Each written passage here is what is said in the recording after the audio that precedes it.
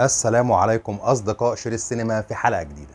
كتير من الجمل في السينما المصرية أثرت فينا وكان ليها صدى قوي على أحداث الفيلم، وساعات كتير كانت بتبقى معلمة حتى بعد انتهاء الفيلم نفسه، وحتى كمان بعد مرور سنين عليه. وعلشان كده في الحلقة دي حاولنا نجيب لكم أقوى 10 جمل في السينما المصرية.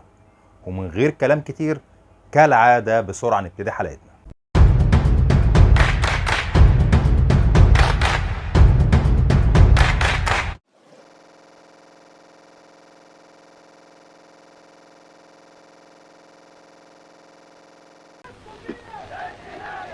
وجرى ايه للدنيا؟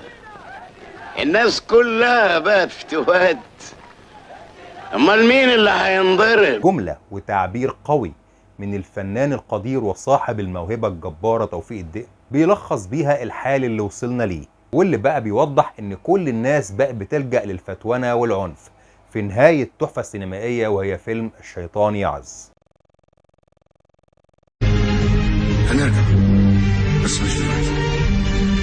الجملة دي تحسسك بامتلاك الحق، وكمان نظرة فيها ثقة وتوعد بأن الحق مهما طال لازم في الآخر يرجع لأصحابه مادام لسه بيطالبوا بيه، وإنك لازم تواجه عدوك وتوصل له إنك قده وكمان أقوى منه.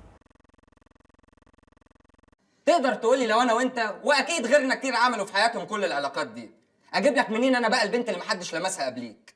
المبادئ ما بتتجزأش، واللي فيكم ما بيغلطش يروح يعاقب مريم. والجملة دي تحس ان فيها تعرية وبدون تجميل، وانك ما ينفعش انك تلعب على كل الحبال، ولا انك كمان تقدر تعيش حياتك بالطول وبالعرض وفي الاخر تقنع نفسك بانك قديس.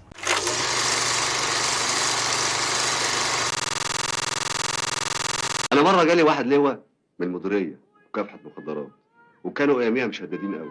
قال لي ولا يا هرم. قلت له الله ليه كده يا لواء؟ ايه ولا دي؟ انا معلم برضه. قال لي ماشي انت قاعد بتتاجر في المخدرات قطاعي صح ولا هتنكر؟ قلت له صح بس هنكر. جملة جميلة من فنان اجمل ومعجون بالفن، وتقدر انك تعتبرها في نفس الوقت قصف جبهة وتوضيح على ان زي ما انا قادر اديلك الحقيقة في وقت من الاوقات اقدر برضو اديك عكسها. رد ذكي من النجم نجاح موجي لدرجة انه ادان نفسه وبرأها في جزء من الثانية. دي مصر يا عبد. في الجملة دي بيعلن الفنان محمود ياسين معالم البلد كلها في رسالة منه بالخيانة، وتوضيح انها ما خانتش مجرد اسرار ورسائل راحة وجاية وبس، لا ده كمان الخيانة كانت لشوارع ولبيوت وحضارة باكملها. كل واحد وليه جنونه يا منصور، والأجوى دايما جنونه هو اللي صح.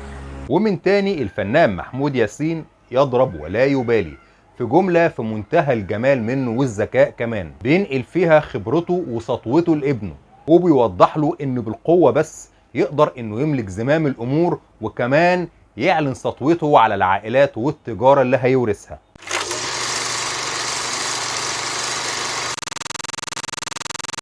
كنت بحلم باليوم اللي انا هاجي فيه هنا عشان اشوف الصورة دي تاني. يا ريتني سبتها تتمسح. هو انا وقتها ما كنتش هعرف بقى ايه الحلو اللي انا سبته والوحش اللي انا جيت هنا شفته وعشته. وفي واحدة من أقوى الجمل المؤثرة بيوضح الفنان أحمد حلمي حال بلد وواقع ملموس، بيعلن فيه على إن ندمه مش إنه رجع للبلد، ده بالعكس ندمه على إنه عاش حلم وفضل متمسك بيه، ولكنه في الآخر فاق على وضع مظلم ومؤلم. اللي ملوش خير في حاتم ملوش خير في مصر. ملوش خير في مين؟ في مصر.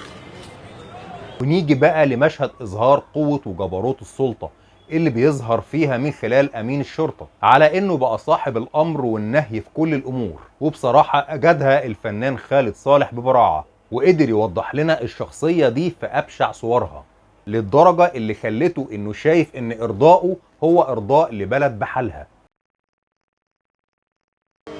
أنا مشكلتي اللي كان في حاجات مهمة جدا قدام عينيا وما عرفتش أشوفها،